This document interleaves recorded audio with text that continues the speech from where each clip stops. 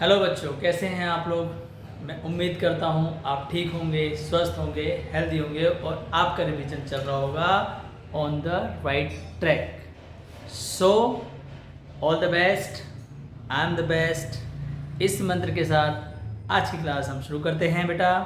और आज जो है हम क्लास शुरू करने से पहले आपसे कुछ सवाल पूछने वाले हैं, फिर हम शुरू करेंगे, ठीक है। और ये हमारे रिवीजन क्लास की 7th नंबर की क्लास है। इससे पहले 6 रिवीजन क्लास हो चुकी हैं, जिसमें हम एक बिजनेस स्टडी का और एक अकाउंटेंसी का चैप्टर रिवाइज कर चुके हैं। ये हमारा चैप्टर नंबर 3rd होगा, जो कि हम बिजनेस का चैप्टर लेके चल रहे हैं, ठीक है। तो आप कैस करिएगा ये कौन सा चैप्टर है, ठीक है। चलिए शुरू करते हैं। तो सबसे पहले हम आपसे पूछेंगे इंट्रो क्वेस्ट। इंट्रो क्वेस्ट का मतलब ये होता है कि भैया आप पहले जान लो कि आप करना क्या चाह रहे हो, ठीक है। तो देखिए यहाँ लिखा है why management is called as a science. Why management is called as a science, ये तो हमने लास्ट वाले चैप्टर में पढ़ा था शायद। यस, याद आ रहा है ना। तो हमने उसमें पढ़ा था नेचर ऑफ मैनेजमेंट में, management as an art, management as a science, management as a profession. Yes, तो ये क्वेश्चन वहीं से पूछा जा रहा है। इससे ये भी पता चलेगा कि आपने चैप्टर रिवाइज किया है कि नहीं किया। इससे भी पता चलेगा आप पढ़ रहे हो कि नहीं पढ़ रहे हो। तो ये बताइए क्वेश्चन का आंसर। तो क्या क्वेश्चन है, why management is called as a science, मतलब मैनेजमेंट को हम साइंस क्यों बोलते हैं। सोचो, सोच लिया। चलो अब मैं बताता हूँ क्यों कहते हैं। देखिए, because it has its own systematic knowledge as principles and guidelines. Management is known as science because of its systematic knowledge as principles and guidelines. यानी मैनेजमेंट की अपनी एक थ्योरी है, अपनी एक नॉलेज है, जिनको हम प्रिंसिपल और गाइडलाइंस के नाम से जानते हैं। इसकी वजह से मैनेजमेंट को साइंस बोलते हैं। कैसा लगा मेरा मजाक, समझ में आया नहीं आया? आ जाएगा, ठीक है। नेक्स्ट आगे बढ़ते हैं। Next question, why do we use principles in management while it is an art. Very good question. Why do we use principles in management while management is an art? Very good question. Question ये कह रहा है कि भैया हम principles क्यों use करते हैं मैनेजमेंट में, जबकि मैनेजमेंट तो आर्ट है, प्योरली आर्ट है। एब्सोल्युटली करेक्ट आंसर है आपका बेटा। लेकिन अब आपसे क्वेश्चन पूछा गया है, आंसर देना पड़ेगा, क्योंकि मैनेजमेंट साइंस भी पढ़ा हमने और मैनेजमेंट एज एन आर्ट भी पढ़ा कि नहीं पढ़ा। चलिए तो इसका आंसर दीजिए। सोच लिया? चलो सोच लो, 1 मिनट का टाइम दे देता हूँ, 1 सेकंड का। सोच लिया? चलिए देखते हैं आपने क्या सोचा। देखिए, why do we use principles of management, because by using principles and guidelines only we can use the resources and time for optimum utilization. यानी हमें मैनेजमेंट में प्रिंसिपल्स को यूज़ करके, गाइडलाइंस को यूज़ करके, जो भी ऑर्गेनाइजेशन है वो अपनी रिसोर्सेज को और अपने टाइम को ऑप्टिमम लेवल तक यूटिलाइज कर सकती है, ठीक है। For applying the effective behaviour of managers for effective decision. For applying the effective behaviour of manager for effective decision. यानी हम अगर प्रिंसिपल और गाइडलाइंस को यूज़ करते हैं, देखो हमने आर्ट में पढ़ा था, आर्ट की अपनी एक नॉलेज होती है, ठीक है, और उस नॉलेज को हमें प्रैक्टिस करना पड़ता है कि नहीं करना पड़ता। उस प्रैक्टिस से फिर हम क्रिएटिविटी क्रिएट करते हैं। क्रिएटिविटी इज़ व्हाट, इफेक्टिव, मतलब एक नए तरीके से आप चीज़ों को डेवलप करते हो। तो बेटा अगर मैनेजमेंट एज एन आर्ट है तो आपको कुछ तो प्रैक्टिस करना पड़ेगा, उस प्रैक्टिस को इम्प्रूव करके आपको कोई नई चीज़ क्रिएट करनी पड़ेगी, नए सॉल्यूशंस निकालने पड़ेंगे। इसलिए मैनेजमेंट में भी प्रिंसिपल्स को यूज़ करके हम क्या कर सकते हैं, हम जो मैनेजर्स हैं उनका बिहेवियर इफेक्टिव बना सकते हैं। रिसोर्सेज, मैनेजमेंट ऑर्गेनाइजेशन की जो रिसोर्सेज है उनको जो है यूटिलाइज कर सकते हैं ऑप्टिमम लेवल तक। और सबसे इम्पोर्टेंट बात हो जाती है बेटा कि आप जो है इफेक्टिव डिसीजन लेने के लिए, क्योंकि देखो बिजनेस में सबसे इम्पोर्टेंट बात क्या है पता है आपको, हर मोमेंट पे we have to take decisions. Without taking decisions we can not do work, है ना। We can not command our employees. अगर आप लीडर हो, आप सीनियर हो अपनी कंपनी में, तो सब आपकी तरफ देखते हैं कि आप क्या बोलने वाले हो। आप जो बोलोगे वो वही करेंगे। क्योंकि कल को अगर कुछ गलत काम भी हो जाता है ना तो आप बोल देंगे भाई हमारे मैनेजर ने ही बोला था। इसलिए मैनेजर को बहुत ही सोच समझ के डिसीजन लेने पड़ते हैं और इफेक्टिव डिसीजन लेने पड़ते हैं मेरे प्यारे बच्चों। तो समझ में आया? नहीं आया? आ जाएगा। आगे बढ़ते हैं। तो आपके दोनों क्वेश्चन क्लियर हो गए। हमने रिवाइज कर लिया पूरा चैप्टर पहले वाला। देखो 2 क्वेश्चन में पूरा चैप्टर रिवाइज कर डाला हमने। ये है मज़ेदार बात इंट्रो क्वेस्ट की, ठीक है। तो इंट्रो क्वेस्ट की मज़ेदार बात क्या है, पहले में हमने समझा why management is known as science.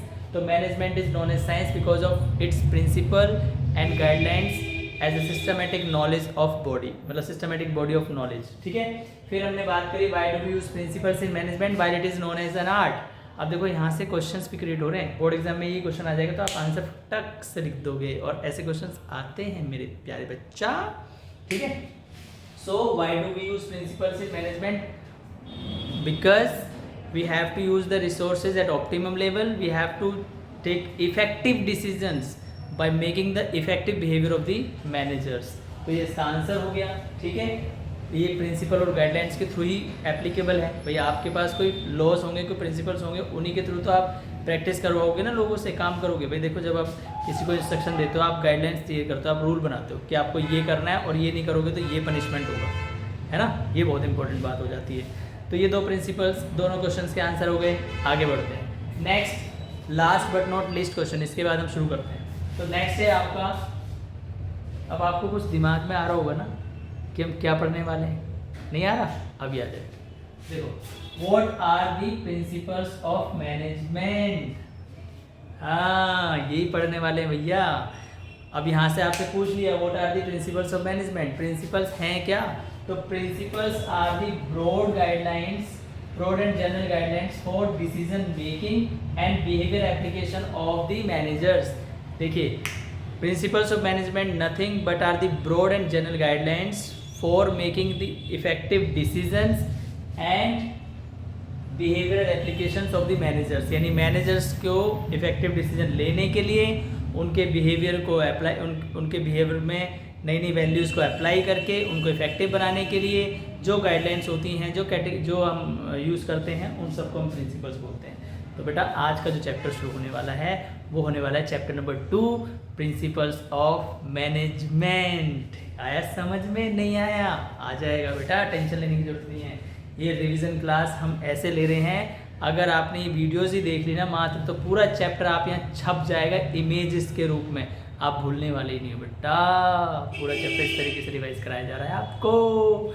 Number अच्छे लाने हैं और कमेंट बॉक्स में लिखना है कि आपकी कितनी परसेंटेज आई है बोर्ड एग्जाम में, ठीक है। I will wait for your result, ठीक है। चलिए तो ये 3 क्वेश्चन के साथ हमारी इंट्रो क्वेस्ट पूरी होती है। अब हम शुरू करते हैं अपना चैप्टर नंबर 2। बने रहिए, देखिए चैप्टर पे। अभी अब हम चैप्टर नंबर 2 शुरू कर रहे हैं। तो आज हम पढ़ने वाले हैं प्रिंसिपल्स ऑफ मैनेजमेंट, जो कि बहुत बहुत इंपॉर्टेंट हो जाता है हमारी सिलेबस में, और यहाँ से बहुत ज़्यादा क्वेश्चंस पूछे जाते हैं। तो बने रहिए बेटा, ठीक है। चलिए वीडियो को एंड तक देखिएगा, आपको मज़ा आने वाला है। You will rock in the examination. तो चलिए शुरू करते हैं चैप्टर नंबर 2। पेन और नोटबुक लेके तैयार बैठिए फटाफट। तो चलिए बेटा आज का चैप्टर हम शुरू करते हैं, ठीक है। तो चैप्टर का नाम है प्रिंसिपल्स ऑफ मैनेजमेंट, जिसको हम शॉर्ट में क्या बोलने वाले हैं? पॉम। क्या बोलने वाले बेटा? पॉम। तो बार बार मैं पॉम टर्म का यूज़ करूँगा, तो पॉम का मतलब वो पोएम नहीं है जो आप इंग्लिश में पढ़ते हो, ठीक है ना। तो ये पॉम है हमारी मैनेजमेंट की, और ये एक्चुअली में पॉम है बेटा। अगर आप इसको याद कर लेते हो तो पूरा संगीत आएगा मैनेजमेंट में, क्योंकि ये हर चैप्टर में इंटरकनेक्टेड चैप्टर है। यानी हर चैप्टर में इस चैप्टर का रेफरेंस तुम्हें मिलेगा। अगर तुम्हें चैप्टर बहुत अच्छे से समझ में आता है तो बाकी चैप्टर्स भी अच्छे से समझ में आएंगे, ठीक है। चलिए शुरू करते हैं। देखिए तो हमारी जैसे कि हर चैप्टर में जो थ्योरी रहेगी उसका नाम है 2WH थ्योरी, जिसको W2H थ्योरी भी बोलते हैं। तो as per that this chapter is categorize in 3 category. Number 1 is what, number 2 is why, number 3 is how. तो हम हर चैप्टर को व्हाट, व्हाई और हाउ में कंसिडर करने वाले हैं, ठीक है बेटा। तो व्हाट में हम क्या कवर करने वाले हैं? व्हाट में हम कवर करने वाले हैं कॉन्सेप्ट्स एंड मीनिंग को, डेरिवेशंस को एंड फीचर्स को। और वाई में हम क्या कवर करेंगे? Comparisons with values and techniques, importance of POM. POM means principles of management. Okay, then how वाले सेक्शन में हम मिस्टर फ्योल और फ्योलिज्म के बारे में पढ़ेंगे, मिस्टर टेलर और टेलरिज्म के बारे में पढ़ेंगे। तो अब हम शुरू करते हैं हम आज की कक्षा किसके साथ, पोम में व्हाट सेक्शन के साथ। तो देखिए व्हाट सेक्शन में हमें क्या समझना है कि भैया what are the principles of management. तो सबसे पहले तो आपको मीनिंग क्लियर होनी चाहिए। तो मीनिंग तो मैंने इससे प्रीवियस इंट्रो क्वेस्ट में आपको बता ही दिया, हिंट मैं आपको फिर दे देता हूँ, ठीक है। So broad and general guidelines, जब भी आप प्रिंसिपल्स ऑफ मैनेजमेंट की डेफिनेशन की बात करें, एक नंबर में बोला जाए define the principles of management, तो आपको ज़्यादा घबराने की जरूरत नहीं है। सिंपली आप लिखिए principles of management are the broad guidelines, general guidelines of the management, simple. तो आपको सिंपली लिखना है principles of management are the broad and general guidelines of the management, यानी मैनेजमेंट में जो भी जनरल गाइडलाइंस होती हैं, जो भी कैटेगरी होती हैं ब्रॉड, उनके बेसिस पे जो थ्योरी डिज़ाइन की जाती है उसको हम प्रिंसिपल्स ऑफ मैनेजमेंट बोलते हैं। Hope it is clear. Next is derivations. Derivations का मतलब क्या है कि कैसे प्रिंसिपल्स ऑफ मैनेजमेंट आए हमारे सामने। आज हम ये जो प्रिंसिपल्स पढ़ रहे हैं ये किस तरीके से आए। अब देखो जैसे हम बात करते हैं कि ये प्योर साइंस तो नहीं है, बिहेवियरल साइंस है।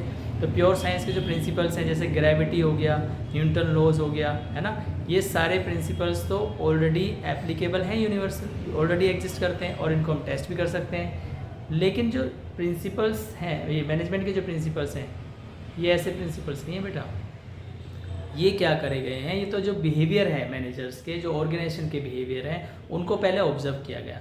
ऑब्जर्व करने के बाद एक गाइडलाइंस तैयार की और उस गाइडलाइन को यूज़ किया गया, एक्सपेरिमेंट किया गया, बार बार प्रैक्टिस की गई, उसमें बार बार चेंजेस किए गए, तब जाके एक थ्योरी डिज़ाइन हुई, तब जाके एक लॉ डिज़ाइन हुआ, तब जाके एक प्रिंसिपल डिज़ाइन हुआ।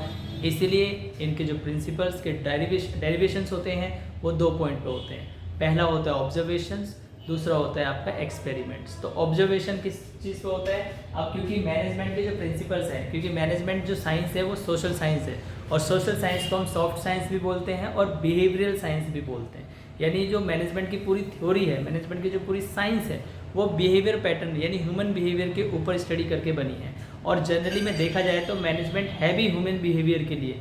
मैनेजमेंट किसी मशीन या किसी लाइट या फ्रैक्शन के लिए नहीं है। मैनेजमेंट के प्रिंसिपल्स हैं ही पीपल, जो लोग हैं, जो मैन फोर्स है, उनके लिए, क्योंकि हमें उनसे ज़्यादा काम कराना होता है, हमें उनका आउटपुट लेना होता है, तो हमें उनके नेचर के बारे में समझ करके प्रिंसिपल्स को यूज़ करना पड़ता है। अब प्रॉब्लम ये है कि ह्यूमन बिहेवियर जो है वो बहुत कॉम्प्लेक्स है। अभी मैं क्या सोच रहा हूँ, मेरे माइंड में क्या चल रहा है, यू कैन नॉट इमेजिन। मैं जो वर्ड्स बोल रहा हूँ, मैं जो एक्सप्लेनेशन कर रहा हूँ, उसके बेसिस पे एक आइडिया लगा रहे हो आप कि मैं क्या सोच रहा हूँ, किस तरह से मैं उसको एक्सप्लेन कर रहा हूँ। बट जनरली ये नेक्स्ट टू इम्पॉसिबल होता है कि किसी के माइंड में क्या चल रहा है। तो आप किसी का माइंड नहीं रीड कर सकते हो, हाँ उसके एक्शंस को देख करके, उसके रिजल्ट्स को देख करके एक आइडिया लगाते हो कि वो किस तरह की कैटेगरी का बंदा है, उसका सोचने का तरीका क्या है।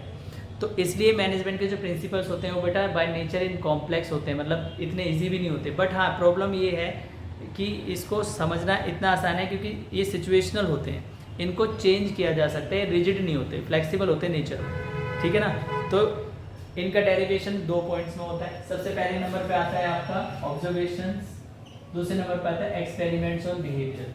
यानी जो ह्यूमन पावर है उसमें अलग अलग टाइप के ऑर्गेनाइजेशन में, हर टाइप के ऑर्गेनाइजेशन में इनका एक्सपेरिमेंट किया गया है बार बार, तब जाके एक्सपेरिमेंट हुए। मतलब ये आज ओवरनाइट रेडीमेड स्ट्रेटजैक सॉल्यूशन नहीं प्रोवाइड हुए हमें कि भाई आज किसी ने सोचा, अच्छा जैसे मैंने आज सोचा अच्छा ये प्रॉब्लम आ रही है, चलो इसके लिए ऐसे लिख दूँ, मैंने कुछ लिख दिया और उसको कल से फॉलो कर लेंगे। नहीं भैया ऐसा नहीं होता, क्योंकि मैं जहाँ सोच रहा हूँ, किस परिवेश में सोच रहा हूँ, किस सिचुएशन में सोच रहा हूँ, that is a different thing.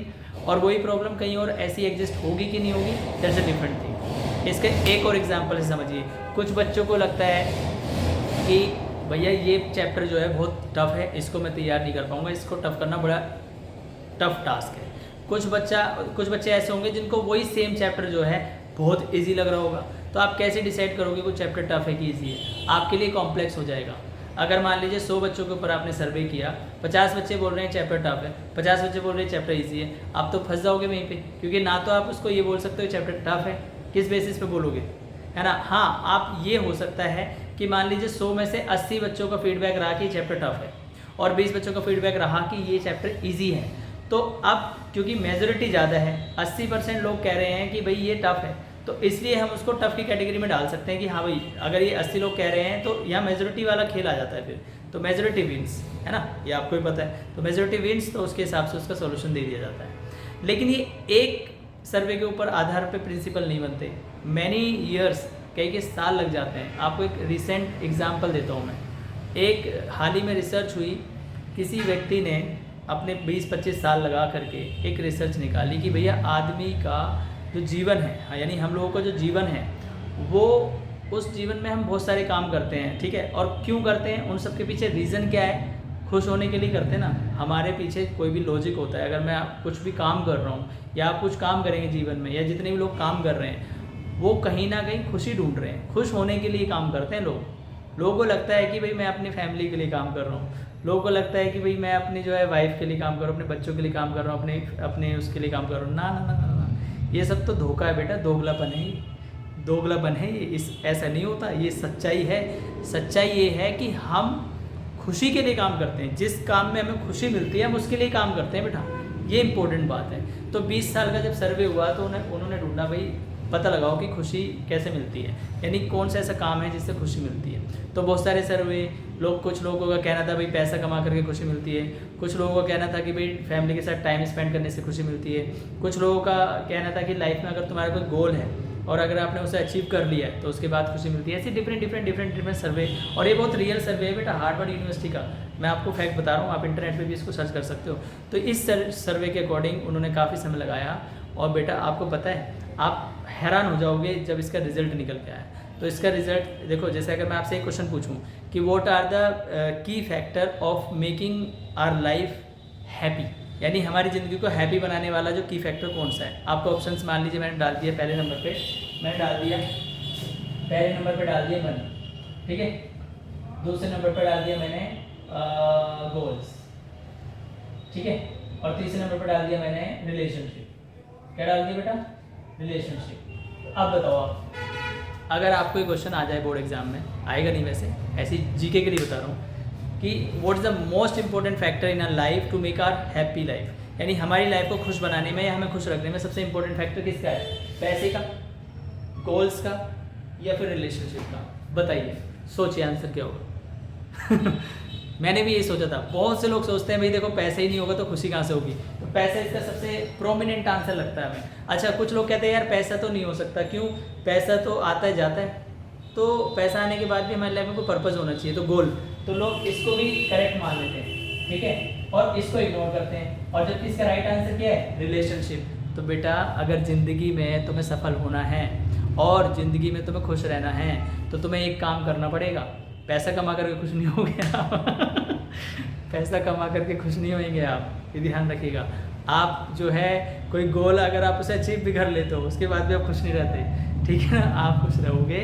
मैं क्यों हंस रहा हूँ, मेरी बात सुनो, क्योंकि हम इस फैक्टर को बहुत इग्नोर करते हैं, है ना। आपने देखा होगा पैसा कमाने के लिए हम कई बार, कुछ लोग होते हैं फैमिली छोड़ देते हैं, उनके रिश्ते टूट जाते हैं, सब उनके नाते छोड़ देते हैं, और पैसों की वजह से बेटा कुछ लोग तो सच्चाई में ही आपका नाता तोड़ देते हैं, बिकॉज पैसे की वजह से, पैसे से कुछ रिश्ते बनते भी हैं, पैसे से कुछ रिश्ते बिगड़ते हैं। लेकिन सच्चाई में अगर गहराई में उतर कर देखोगे तो इसका करेक्ट आंसर निकल के आया रिलेशनशिप, यानी जिस व्यक्ति के जीवन में रिलेशनशिप स्ट्रॉन्ग हैं और जिसके रिश्ते अच्छे हैं वो जीवन में सबसे ज़्यादा खुश इंसान है, और वही इंसान सबसे ज़्यादा सफल इंसान होगा।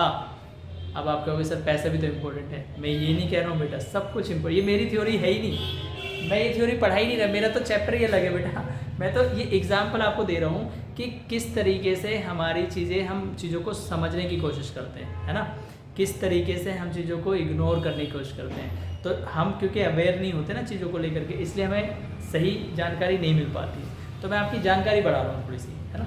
चलिए, अब जानकारी बढ़ाने से बेटर है अपने पॉइंट पर आ जाते हैं। हम कहाँ थे? हम यहाँ थे कि भाई ऑब्जर्वेशन, हाँ, हम ये यहाँ पर थे कि हम जो ह्यूमन बिहेवियर होता है उसको कॉम्प्लेक्स होता है, वो उसको जिसने मैनेज कर लिया वो राजा है बेटा, उसने मैनेज कर लिया तो वो सारी चीज़ें अचीव कर सकता है। तो प्रिंसिपल्स ऑफ मैनेजमेंट की जो डेरिवेशन है, यानी जो प्रिंसिपल्स बने हैं वो ऐसे नहीं बने अब जैसे मैंने आपको बताया, इसके ऊपर कोई मान लीजिए प्रिंसिपल बन गया कि कैसे रिलेशनशिप को इम्प्रूव कर सकते हो, उसके ये प्रिंसिपल्स हैं। तो तो ये प्रिंसिपल्स 1-2 दिन में नहीं बना, 20 साल लगाए उस बंदे ने। माल बेरेन की थ्योरी है शायद ये जिसकी मैं बता रहा हूँ। माल बेरेन बहुत ही इंपॉर्टेंट पर्सनैलिटी हैं। ठीक है बेटा, तो ये जो चीज़ है आपको समझनी है, ठीक है ना। तो इसीलिए हम प्रिंसिपल्स ऑफ मैनेजमेंट पढ़ रहे हैं, बहुत बहुत इंपॉर्टेंट हो जाता है। इसको अच्छी तरह के एक प्रिंसिपल को हम बहुत अच्छी तरह डिस्कस करने वाले हैं। प्रिंसिपल्स हम सारे इस कैटेगरी में डिस्कस करेंगे। और आज की जो वीडियो है मैं कोशिश करूंगा इस वीडियो में व्हाट एंड वाई दोनों कवर कर दूंगा, क्योंकि व्हाट एंड वाई में बहुत ही कम मैटर है, सबसे ज़्यादा मैटर इसमें है। तो हो सकता है इसकी आपको 2 वीडियो मिले, ठीक है ना। मतलब पूरे चैप्टर की आपको 3 वीडियो मिलेंगी। एक वीडियो में आपको व्हाट और वाई मिल जाएगा, दूसरी वीडियो में आपको फ्यूलिज्म मिल जाएगा, तीसरी वीडियो में आपको कोशिश करूंगा 2 वीडियो में कवर हो जाए, ठीक है बेटा। चलिए, तो समझ में आया आपको, 2 चीज़ें क्लियर हो गई।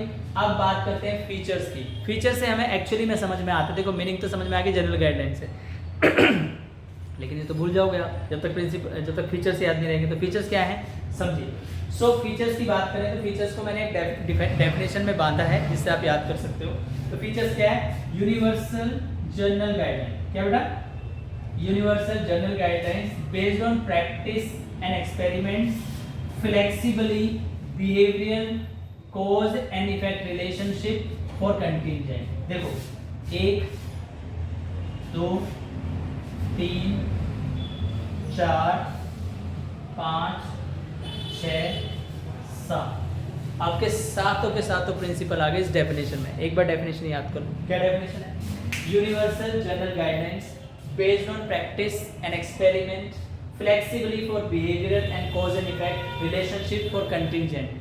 बेटा मेरे प्यारे बच्चों, इसमें आपकी बुक में आपके सिलेबस में 7 प्रिंसिपल है। पहला प्रिंसिपल क्या है, यूनिवर्सल एप्लीकेबल। देखो यूनिवर्सल एप्लीकेबल क्यों है principles of management, because principles of management are used in all kind of organizations, चाहे वो छोटी हो बड़ी हो, किसी भी तरह की ऑर्गेनाइजेशन हो, किसी भी देश की ऑर्गेनाइजेशन हो और किसी भी टाइप के बिजनेस की ऑर्गेनाइजेशन हो। जैसे कि मैनेजमेंट का एक फीचर्स था ऑल परवेसिव था ना, तो मैनेजमेंट का जो प्रिंसिपल ऑल परवेसिव था ना, वो इस फीचर की वजह से था, क्योंकि प्रिंसिपल जो क्योंकि प्रिंसिपल्स ऑफ मैनेजमेंट जो है ना, इनका नेचर है यूनिवर्सल एप्लीकेबिलिटी। तो यूनिवर्सल एप्लीकेबिलिटी की वजह से ही हम मैनेजमेंट को क्या बोल रहे हैं, ऑल परवेसिव बोल रहे हैं। देखो ये इंटर रिलेशन अगर आपको समझ में आया ना, चैप्टर एकदम क्लियर हो जाएंगे आपको। उसके बाद बढ़ते हैं जनरल गाइडलाइंस। अब क्योंकि जनरल गाइडलाइंस क्यों है, अभी हमने पढ़ा कि मैनेजमेंट क्या है, एक तरह की थ्योरी है, एक तरह की जनरल गाइडलाइंस है जो हमें यूज़ करती है हमें यूनिफॉर्मिटी के लिए और हमारे जो वर्क है कल्चर है उसको बाइंड करने के लिए। तभी हम आगे बढ़ेंगे उस प्रिंसिपल्स को यूज़ करके, ठीक है ना बेटा। फिर नेक्स्ट आता है based on practice and experiment. अब क्योंकि मैनेजमेंट प्रिंसिपल्स ऑफ मैनेजमेंट जो हैं उनका डेरिवेशन क्या हुआ, अभी मैंने एक्सप्लेन किया कि उनका डेरिवेशन ऑब्जर्वेशन एंड एक्सपेरिमेंट से हुआ। तो जो प्रिंसिपल्स ऑफ मैनेजमेंट हैं इनका जो नेचर है वो प्रैक्टिस और एक्सपेरिमेंट के बेसिस पे क्रिएट हुए हैं। तो इनको बार बार प्रैक्टिस करके इनमें अमेंडमेंट पॉसिबल है। ये नेचर में फ्लेक्सिबल होते हैं, रिजिड नहीं होते। तो यहीं से आ जाएगा प्रैक्टिस एंड एक्सपेरिमेंट फ्लेक्सिबल, यानी ये फ्लेक्सिबल होते हैं, सिचुएशन के अनुसार हम इनको चेंज कर सकते हैं, ठीक है ना, डायनामिक सिचुएशन में। फिर आता है तुम्हारा फॉर बिहेवियर मतलब क्योंकि सारे के सारे प्रिंसिपल्स ह्यूमन साइंस से रिलेटेड हैं, ह्यूमन बिहेवियर से रिलेटेड हैं, ह्यूमन बिहेवियर पे ही उनका एक्सपेरिमेंट किया गया, ह्यूमन बिहेवियर के लिए उनका रिजल्ट्स निकालने की कोशिश की जाती है यहाँ पे। तो इसलिए ये प्रिंसिपल्स ऑफ मैनेजमेंट का जो नेचर है वो क्या है, बिहेवियरल है। इसी फीचर्स की वजह से मैनेजमेंट को बिहेवियरल साइंस बोलते हैं, मैनेजमेंट को सोशल साइंस बोलते हैं और मैनेजमेंट को नॉट डाउट इनएग्जैक्ट साइंस भी बोलते हैं, ठीक है बेटा, और सॉफ्ट साइंस भी बोलते हैं। किसकी वजह से, बिहेवियर। फिर आता है cause and effect relationship. Cause and effect relationship का मतलब ये है कि आप कोई भी जो काम कर रहे हो, जो भी प्रिंसिपल यूज़ कर रहे हो, उसका कोई ना कोई कारण है, उसको यूज़ करना है, हमें कोई पर्पस अचीव करना है। जैसे मान लीजिए किसी ऑर्गेनाइजेशन में वर्क डिवाइड करना है कि कितनी भी ऑर्गेनाइजेशन है, अगर मान लीजिए कोई बहुत बड़ी ऑर्गेनाइजेशन है और वहाँ पे बहुत सारे एम्प्लॉय, तो वर्क को डिवाइड करना पड़ेगा। तो अगर फंक्शंस के पॉइंट ऑफ व्यू से देखे जाए तो वर्क को डिवाइड करना पड़ेगा, तो हमें डिवीजन ऑफ वर्क प्रिंसिपल है उसको यूज़ करना पड़ेगा। लेकिन अगर हमें ये देखना है कि किस स्किल से हमें ज़्यादा काम लेना है, स्किल के हिसाब से काम लेना है, तो डिवीजन ऑफ वर्क जो है आप डिवाइड नहीं कर सकते। मान लीजिए कोई व्यक्ति, मान लीजिए ए व्यक्ति और बी व्यक्ति, ए व्यक्ति को वो काम आता है और बी को नहीं आता, तो आप बी को वो काम नहीं दे सकते ना, आप कैसे डिवाइड करोगे, इसलिए सारा काम आपको ए को ही देना पड़ेगा। तो ये आपकी कॉज एंड इफेक्ट रिलेशनशिप हो जाती है कि भाई किस तरीके से जो प्रिंसिपल्स यूज होगा उसका क्या इफेक्ट आने वाला है, क्या रिजल्ट आने वाला है ना। और जिस तरह से उसका पर्पस होगा, जिस तरह से उसका एप्लीकेबिलिटी होगी, उस हिसाब से उसका रिजल्ट आएगा। So that's why we can say कि cause and effect relationship is very important as nature of the principles of management. तो principles of management are cause and effect relationship in nature. Next आ जाता है तुम्हारा contingent. Contingent का मतलब होता है कि principles of management blindly can not be forced, है ना। हम किसी को फोर्स नहीं कर सकते कि आप ये प्रिंसिपल यूज़ करो। हर ऑर्गेनाइजेशन में डिफरेंट टाइप्स के वर्क होते हैं, तो जैसी सिचुएशन होगी उसके हिसाब से प्रिंसिपल्स यूज़ होंगे। एक ही प्रिंसिपल्स के अलग अलग आउटकम निकल सकते हैं अलग अलग ऑर्गेनाइजेशन में, तो हम ब्लाइंडली फॉलो नहीं कर सकते हैं उनको। सिचुएशनल के हिसाब से जो उनके लिए सुटेबल होगा उसके हिसाब से हम इनको यूज़ करते हैं। तो इसी के साथ ये पूरा एक्सप्लेनेशन हुआ व्हाट का। तो कैसा लगा मेरा मजाक, समझ में आया? देखो पूरे प्रिंसिपल्स, पूरा जो फीचर्स है आपको याद हो गया इस डेफिनेशन। सो बच्चों, we have discussed what are the principles of management. Now we are going to discuss why principles of management are important. Okay, so if you talk about importance of principles of management means importance of form, then we have to recall this keyword, that is ISO DSR। ISO DSR का मतलब हुआ कि भैया ये है आपके importance याद करने का तरीका। तो सबसे पहले नंबर पे आई है, आई का मतलब होता है इनसाइट, इनसाइटफुल, ठीक है। तो principles of management are used by the managers so that they could be feel motivated, they could be feel updated with their knowledge। Okay, so that's why principles are important in the management, because if we are not motivated, if we are not knowledgeful, then we are not able to be inspired for our working, we are not able to take decisions, जो कि अब next point में आएगा, ठीक है। Next है आपका scientific approach और we can call scientific decisions। तो क्योंकि प्रिंसिपल्स ऑफ मैनेजमेंट की वजह से जो आपके मैनेजर्स होते हैं वे मोटिवेटेड होते हैं, अपडेटेड होते हैं अपनी इंफॉर्मेशन के थ्रू, ठीक है ना। और because of that facts, because of that information they use scientific approach for take decisions so that they could take right decision on right time. मतलब वो डिसीजन लेकर के पछतावे नहीं कि भाई हमने डिसीजन क्यों, क्योंकि ये वो वाले डिसीजन नहीं है जो पर्सनल लाइफ में हम लोग लेते हैं। अगर आपने पर्सनल लाइफ में कोई डिसीजन ले लिया और आपका डिसीजन गलत हो गया तो उससे केवल आपका नुकसान होगा, ठीक है ना। लेकिन अगर मैनेजर के पॉइंट से देखा जाए, उसने कोई गलत डिसीजन ले लिया तो उसका नुकसान नहीं होगा, उसका नुकसान जो होगा उसकी जॉब का, बट पूरी ऑर्गेनाइजेशन का नुकसान हो सकता है, कंपनी को बहुत बड़ा नुकसान पहुँचाया जा सकता है। इसलिए मैनेजर्स को बड़े केयरफुली डिसीजंस लेने पड़ते हैं। तो उनको डिसीजन फैक्टफुल लेने चाहिए, फॉर्म्ड लेने चाहिए, सही लेने चाहिए, ठीक है ना। तो इसलिए प्रिंसिपल्स ऑफ मैनेजमेंट की ज़रूरत पड़ जाती है कि अगर उनके पास गाइडलाइंस होगी, पूरा रोड मैप होगा, पूरा एक स्ट्रक्चर होगा, जिस नॉलेज की वजह से वो साइंटिफिक अप्रोच को यूज़ करके साइंटिफिक डिसीजन ले पाएंगे, ठीक है ना। अभी कैसे हेल्प करते हैं हम, डिफरेंट प्रिंसिपल जब यूज़ करेंगे we will discuss about it. Okay, तो we can say in short, अगर इंसाइटफुल डिसीजन को याद करना है तो this increase in knowledge, inspire and motivated. Principles of management helps the managers to be motivated, increase in their knowledge, to inspire them so that they could take right decision on time. Okay. Next is scientific principle, scientific decision or scientific approach.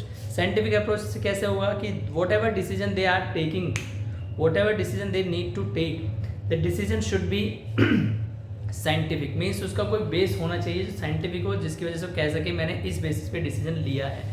मतलब simultaneously out of feeling expression में आकर के उसने decision नहीं लिया। जैसे होता है ना, भावना में बह करके हमने डिसीजन ले लिया, तो भावना में बह करके डिसीजन नहीं ले रहा है मैनेजर बड़े सोचे समझे तरीके से, डेलिबरेटली तरीके से डिसीजन लेता है। इसलिए हम प्रिंसिपल्स ऑफ मैनेजमेंट की भूमिका बहुत इंपॉर्टेंट हो जाती है। Because of principles of management managers are able to take scientific decisions. Next number पे आता है optimum utilization of resources. See, in any kind of organization, there are three types of resources which management has to use or company has to use to achieve their goals. One is financial resources, means capital. Second is natural resources, the infrastructure which have, and the third one is human resources, the people those are working with the organization. These three resources we can utilize whenever we use the principles effectively and efficiently. अगर हमें principles की जानकारी होगी, जैसे work division वाला principal है, scalar chain वाला principles है, अभी हम आगे डिस्कस करने वाले हैं कैसे वो हेल्प करते हैं। If we are very much aware about the decisions then only we can take decision rightly in the favor of usage of optimum level. What do you mean by optimum level of the resources? Optimum level का मतलब होता है बेटा, जैसे मान लीजिए एक गिलास है, क्या है बेटा, एक गिलास है और इसमें आपको पानी भरना है, क्या है बेटा, ये गिलास, ठीक है। अब मान लीजिए ऐसे आपके 2-3 गिलास है, एक नहीं है, 2-3 गिलास है आपके, ठीक है, गिलास 1, गिलास 2 और ऐसे ही एक ये गिलास है आपके, ये 3 गिलास है। थोड़ी सी ड्राइंग पे मत जाना, कॉन्सेप्ट समझने की कोशिश करना, क्योंकि मेरी ड्राइंग इतनी बढ़िया नहीं है बेटा, मैं बस खाली तुम्हें समझाने के लिए ये बना रहा हूँ, ठीक है। तो ये जो गिलास हैं 3, मान लीजिए एक टेबल पे गिलास रखे हुए हैं, एक ये ऑप्टिमम लेवल को समझाने के लिए बोल रहा हूँ कि एक टेबल पे गिलास रखे हुए हैं और ये जो है डिस्पोजल गिलास है, बहुत हल्के गिलास है, इनमें आपको पानी डालना है, ठीक है, पानी डालना है, इनको भरना है और आपसे बोला गया ऑप्टिमम लेवल तक इनको भरना है, बट ध्यान रहे पानी की एक बूंद भी बाहर ना गिरे। दूसरा, जब हम इस ग्लास को यूज़ करें तब भी पानी की एक बूंद बाहर ना गिरे या पानी वेस्ट ना हो, और पानी कम भी नहीं रहना चाहिए, गिलास फुल भी होना चाहिए।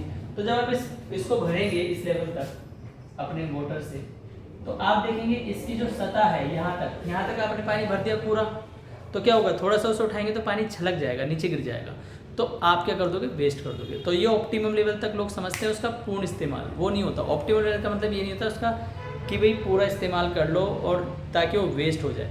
ऑप्टिमम लेवल का मतलब होता है कि उससे ज़्यादा से ज़्यादा प्रोडक्टिविटी कैसे ली जाए, है ना। तो प्रोडक्टिविटी लेने के लिए हमें क्या करना पड़ेगा, गिलास थोड़ा सा खाली रखना पड़ेगा, सो दैट कि एक गिलास पानी पूरा फिल हो जाए। आपने देखा होगा जितने भी टी स्टॉल वाले होते हैं या रेस्टोरेंट में होते हैं, तो वो गिलास को कभी पूरा नहीं फिल करते, वो थोड़ा सा खाली रखते हैं गिलास को उस किनारे पे, और रखना भी चाहिए, क्योंकि अगर उसको पूरा फुल रख देंगे तो क्या होगा, वहाँ से वो पानी वेस्ट होगा, उस पानी को यूज़। अब कोई लोग कहते हैं भाई खाली गिलास है, वो खाली गिलास नहीं होता है, वो ऑप्टिमम लेवल तक भरा हुआ है, ठीक है ना। एक और एग्जांपल ले सकते हैं, सपोज करो मैं 8 घंटे काम कर सकता हूँ, ठीक है ना, और पूरी एनर्जी से काम कर सकता हूँ, लेकिन मेरी कंपनी मुझसे 10 घंटे काम ले रही है, 12 घंटे काम ले रही है, ठीक है ना। अब आप कंपनी को क्या लग रहा है, हम इसका मैक्सिमम टाइम का यूटिलाइज़ कर रहे हैं, और कंपनी को लग रहा है मैं ऑप्टिमम। अब ये ऑप्टिमम लेवल तक नहीं होता कि मैक्सिमम आउटपुट ले लो। ऑप्टिमम लेवल का मतलब होता है कि कितनी, मतलब अगर मैंने 8 घंटे काम किया तो वो अलग एनर्जी होगी, और अगले ओवर टाइम में मैंने काम किया वो एनर्जी अलग होगी। 8 घंटे मैंने पूरे दिल से काम किया और ओवर टाइम में मैंने दिल से काम नहीं किया, तो ओवर टाइम में अगर मैंने 4 घंटे काम किया अभी, तो 4 घंटे वेस्ट भी किए होंगे, या जो मैंने आउटपुट दिया वो कम दिया होगा अगर वेस्ट भी नहीं किए, तो वो ऑप्टिमम लेवल नहीं हुआ, उसको इंक्रीज बोलते हैं, मैक्सिमम लेवल बोलते हैं। मैक्सिमम लेवल डिफरेंट होता है, ऑप्टिमम लेवल डिफरेंट होता है। ऑप्टिमम लेवल का मतलब है how we can achieve the maximum productivity of uh resources. जो भी हमारे पास लोग हैं उनसे ज़्यादा से ज़्यादा काम कैसे लिया जाए, ज़्यादा घंटे काम नहीं लेना उनसे ज़्यादा से ज़्यादा प्रोडक्टिविटी कैसे ली जाए। जैसे मान लीजिए कोई टीचर किसी स्कूल में, ठीक है ना, वो पढ़ा रहा है, अब मान लीजिए उससे ऑर्गेनाइजेशन टीचर से टीचिंग के साथ साथ सिंगिंग भी करवाने लगे, है ना। मान लीजिए जो सिंगर तो है नहीं, लेकिन सिंगिंग की क्लास भी ले लें क्योंकि उसकी सिंगिंग अच्छी है, तो अब क्या हुआ, वो टीचर पढ़ा भी रहा है और सिंगिंग की क्लास भी अटेंड कर ले रहा है, या उसकी आर्ट बहुत अच्छी है, उससे आर्ट को भी लेसन दे दिया कि भाई ड्राइंग्स भी आप ही करा लो, या उसकी जीके अच्छी है तो जीके भी से। तो ये क्या है, ऑप्टिमम तक मैक्सिमम प्रोडक्टिविटी टीचर दे रहा है। लेकिन ध्यान रहे इस बात में कि उसका अगर मान लीजिए आपने सारा टाइम ब्लॉक कर दिया फालतू के काम में, एक्स्ट्रा वर्क में, ठीक है ना, लेकिन जो उसका मेन काम है उसके लिए आप टाइम दे नहीं रहे, तो अब क्या होगा, उसमें उसकी प्रोडक्टिविटी कम हो जाएगी, उसमें उसकी क्वालिटी कम हो जाएगी और उसमें उसका रिजल्ट बढ़ जाएगा। अब आप कहोगे कि ज़्यादा काम कर रहा है बंदा एफिशिएंट है, नहीं, ज़्यादा काम करने वाला कभी एफिशिएंट नहीं होता, ज़्यादा आउटपुट देने वाला एफिशिएंट होता है, अच्छा आउटपुट देने वाला एफिशिएंट होता है। ये बहुत इंपॉर्टेंट फैक्टर है बेटा, ये मैंने इसलिए एलाबोरेट किया, इसलिए एक्सप्लेन किया कि इसमें बहुत कन्फ्यूजन होता है। तो ऑप्टिमम यूटिलाइजेशन का मतलब आप समझ गए होंगे।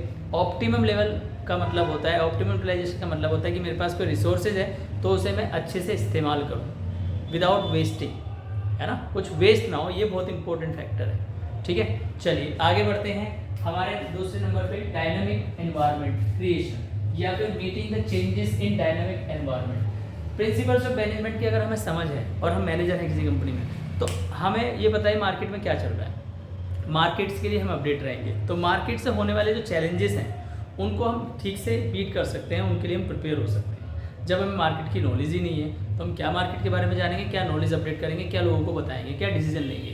तो इसलिए प्रिंसिपल्स ऑफ मैनेजमेंट हेल्प करते हैं मैनेजमेंट को और मैनेजर्स को, सो that they could be updated themselves and they could help in dynamic environment. जब कोई एनवायरनमेंट चेंज होता है, जब कोई कंडीशन चेंज होती है, तो एडवर्स सिचुएशन में वो कैसे डिसीजन ले सके, कैसे अपना काम कर सके। इसको एक छोटे से एग्जांपल समझते हैं। सपोज करो आपने गैदरिंग रखनी है, एक पार्टी देनी है, और पार्टी देने के लिए आपने वेन्यू डिसाइड किया कि हम जो है ओपन एरिया में वेन्यू रखेंगे, ठीक है, ये आपका टारगेट है। लेकिन आपने देखा जिस दिन जो है वेन्यू डिसाइड हुआ, जिस दिन काम हुआ, उस दिन आपको लग रहा है मौसम ख़राब हो सकता है, बारिश हो सकती है, तो ये हो गया आपका डायनेमिक एनवायरनमेंट। आपको तो पता नहीं था पहले जब आपने प्लानिंग करी कि मौसम ख़राब हो जाएगा, ठीक है ना, लेकिन उस दिन मौसम ख़राब हो गया, तो अब आप कैसे डिसीजन लेंगे। तो इसके लिए अगर आप डायनेमिक अपडेट रहेंगे पहले से ही, तो आपको पता रहेगा भी अगर बारिश वाला मौसम होता है तो हम उस कंडीशन में इस वेन्यू में करेंगे।